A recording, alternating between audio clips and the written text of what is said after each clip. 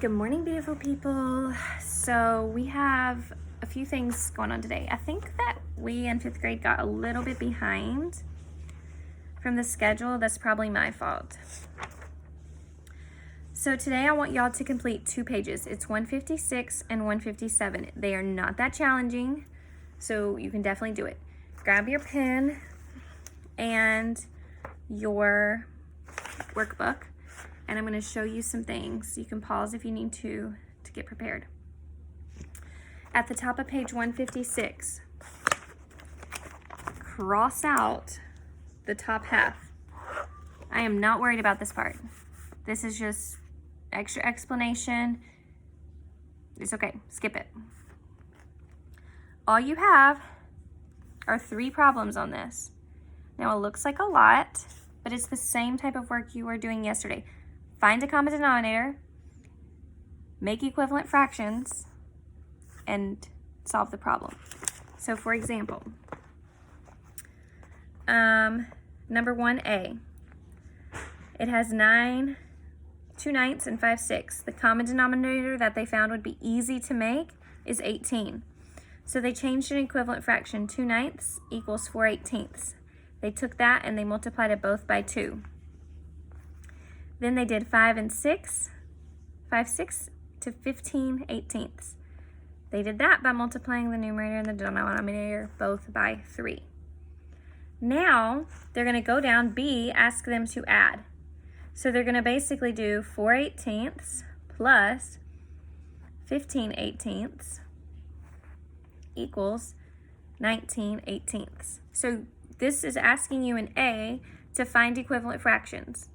B is asking you to add the equivalent fractions that you found. C is asking you to subtract the equivalent fractions that you found. So for this one, it would be 15/18 minus 4/18 equals 11/18. And then D is asking you to compare. Is 2/9 greater or 5/6?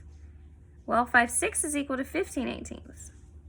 2/9 is equal to 4/18. So we know 5/6 is going to be greater.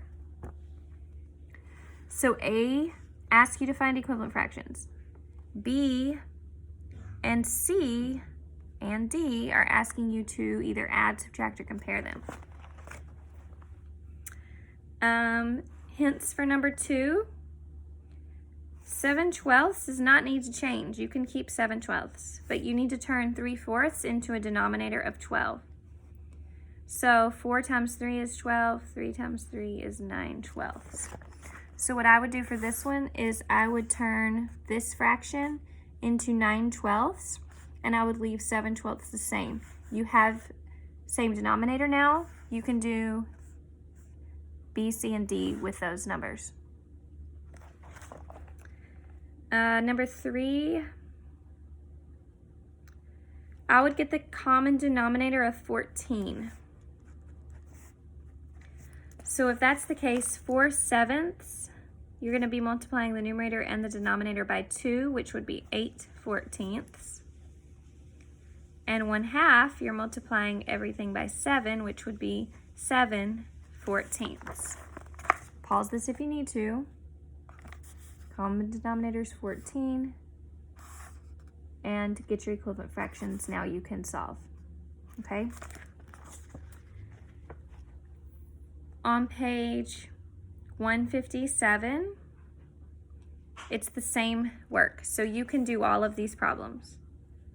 Okay? You can do 1, 2, and 3. I just helped you get set up.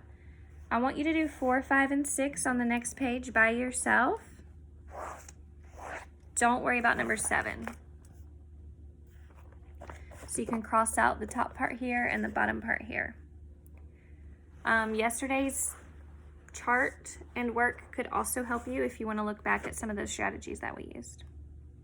All right, comment below when you have completed the assignment and let me know what questions you have.